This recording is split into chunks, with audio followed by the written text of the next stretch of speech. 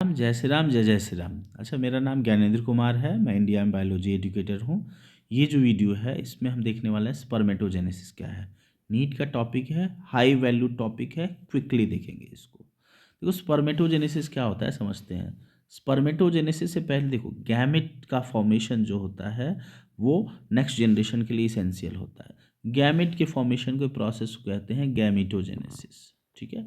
अब गैमेट दो हैं, male gamete, female gamete. Male gamete के फॉर्मेशन को स्पर्मेटोजेनेसिस कहते हैं। ठीक है। स्पर्म मेल गैमेट के फॉर्मेशन के प्रोसेस को स्पर्मेटोजेनेसिस कहा जाता है। In testis immature male germ cell means spermatogonia produce sperm by process of spermatogenesis that begin at puberty means puberty के एज में means like age of 13-14 years हमारे body में गोनाडोट्रोपिन रिलीजिंग हार्मोन का level increase हो जाता है। और gonadotropin releasing hormone का लेवल जब इंक्रीज हो जाता है तो फॉलिकल स्टिमुलेटिंग हार्मोन और ल्यूटिनाइजिंग हार्मोन का लेवल भी बढ़ जाता है। और जब इन दोनों हार्मोन का लेवल बढ़ता है तो मेल गैमेट का फॉर्मेशन स्टार्ट हो जाता है। ठीक है। मेल गैमेट का फॉर्मेशन किस सेल से होता है? तो जो सेमिनिफेरस ट्यूब्यूल होती हैं टिस्टिस के अंदर, उनके अंदर होती हैं स्पर्मेटोगोनियम सेल्स।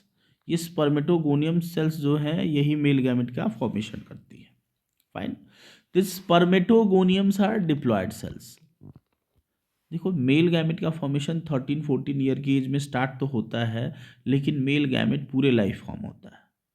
तो मेल गैमेट का मैसिव नंबर चाहिए होता है। वो नंबर कैसे? उसके लिए खूब सारे स्पर्मेटोगोनियम चाहिए होते हैं।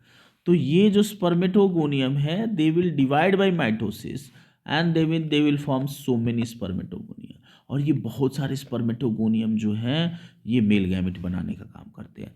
समय समय पर पीरियोडिकली जब भी मेल गैमेट का फॉर्मेशन करवाना होता है तो स्पर्मेटोगोनियम में डिफरेंशिएशन होगा, ग्रोथ होगा। और ये सेम सेल, सिर्फ डिफरेंशिएशन हो रहा है, यहाँ पे कोई डिवीजन नहीं हो रहा है। ये सेम सेल बन जाता है प्राइमरी स्पर्मेटोसाइट। और ये जो प्राइमरी स्पर्मेटोसाइट है इसके अंदर मियोसिस होता है और उसके बाद से उसे मेल गैमेट का फॉर्मेशन होता है। कैसे देखते हैं? देखो जो प्राइमरी स्पर्मेटोसाइट है ये डिप्लॉयड सेल है। कितने क्रोमोजोम है? 46 क्रोमोजोम है। इन 46 क्रोमोजोम में से 44 ऑटो स्पर्मेटोगोनियम की तरह ही 44 ऑटोजोम होते हैं और दो सेक्स क्रोमोजोम है, एक एक्स क्रोमोजोम है, दूसरा वाई क्रोमोजोम है। तो ये जो प्राइमरी स्पर्मेटोसाइट है हमारा, इस प्राइमरी स्पर्मेटोसाइट में मियोसिस फर्स्ट होता है। और आपको पता है ये मियोसिस फर्स्ट का रिजल्ट होता है हैप्लॉइड सेल। तो इस डिप्लॉयड सेल में मियोसिस फर्स्ट होता है और उसके बाद से दो हैप्लॉयड सेल्स बनती हैं। This two haploid cells are called secondary spermatocyte. ये जो सेकेंडरी स्पर्मेटोसाइट हैं ये दो टाइप की हैं। एक के पास सेक्स क्रोमोसोम एक्स है, दूसरे के पास सेक्स क्रोमोसोम वाई है। फाइन। अब ये सेकेंडरी स्पर्मेटोसाइट है, they will go through meiosis second. Yes, they will go through meiosis second and we will get total 4 cells. These 4 cells are called spermatid.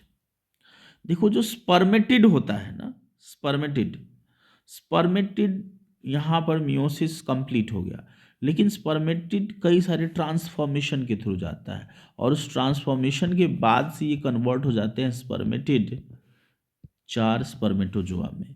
Means एक primary spermatocyte से finally हमें 4 male gamete मिला। लेकिन ये 4 male gamete भी दो type के थे। दो के पास जो सेक्स क्रोमोजोम था वो एक्स क्रोमोजोम था, जैसे ये दोनों हैं, इनके पास, इन दोनों के पास मेल जो I mean chromosomes are 22+X है इन दोनों में। लेकिन इन दोनों के पास जो क्रोमोजोम है वो क्या है? वो वाई क्रोमोजोम है। तो बेसिकली हमें दो टाइप के मेल गैमेट बने, इसलिए मेल को कहा जाता है हेट्रोगैमेटिक कहा जाता है। यहाँ पे मैंने गलती से लिख दिया था, आई एम चेंजिंग इट। तो मेल को हेट्रोगैमेटिक क्यों कहते हैं? क्योंकि मेल में दो टाइप के गैमेट बन रहे हैं ना, इसलिए इसको हेट्रोगैमेटिक कहा जाता है। ठीक है। मेल गैमेट बन गया। अब थोड़ा सा हम देख लेते हैं एक बार मेल गैमेट के फॉर्मेशन का summary, quick and fast. Mail gamete का फॉर्मेशन स्टार्ट होता है स्पर्मेटोगोनिया से, स्पर्मेटोगोनियम से। स्पर्मेटोगोनियम अपने आप को कन्वर्ट करता है, ट्रांसफॉर्म करता है प्राइमरी स्पर्मेटोसाइट में। प्राइमरी स्पर्मेटोसाइट से मियोसिस फर्स्ट के बाद से सेकेंडरी स्पर्मेटोसाइट बनते हैं, सेकेंडरी स्पर्मेटोसाइट से स्पर्मेटिड बनते हैं, और स्पर्मेटिड के अंदर ट्रांसफॉर्मेशन होता है. This transformation is called spermiogenesis. Spermiogenesis. और वो ट्रांसफॉर्मेशन के बाद से बन जाता है मेल गैमेट स्पर्मेटोजोआ. अब इस स्पर्मियोजेनेसिस में क्या होता है?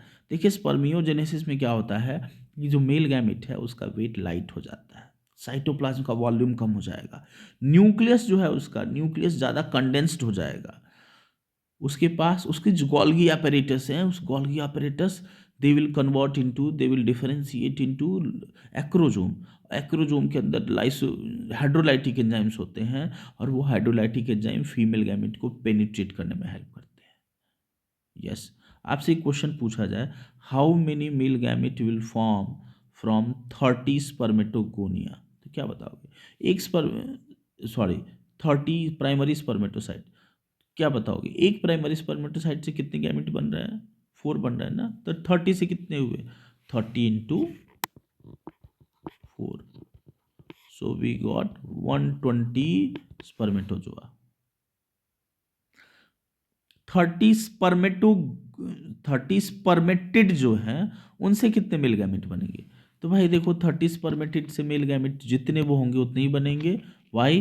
Because this spermatid are not going through any kind of division, they are going through transformation. तो इस ट्रांसफॉर्मेशन में अगर 30 स्पर्मेटिड है तो 30 स्पर्मेटिड से 30 स्पर्मेटोजोआ ही बनेंगे. अब थोड़ा सा हम इसका हार्मोनल रेगुलेशन देख लेते हैं. देखो, ये सेमिनिफेरस ट्यूब्यूल है. हमारे सेमिनिफेरस ट्यूब्यूल में ये जो है सटोली सेल है. सटोली सेल से साइटोप्लाज्मिक कनेक्शन बना करके ये न्यूट्रिशन ले रहे हैं. देखो, मेल गैमेट के फॉर्मेशन के बाद से ना, मेल गैमेट के फॉर्मेशन के एंड में क्या होता है कि ये जो मेल गैमेट है ये सटोली सेल के अंदर अपने हेड को इम्बैड कर लेता है और वहाँ से न्यूट्रिशन ले रहा होता है. लेकिन जब इसको बाहर रिलीज होना होता है तो ये सटोली सेल से सेपरेट हो जाता है, और इस प्रोसेस को कहते हैं स्पर्मिएशन.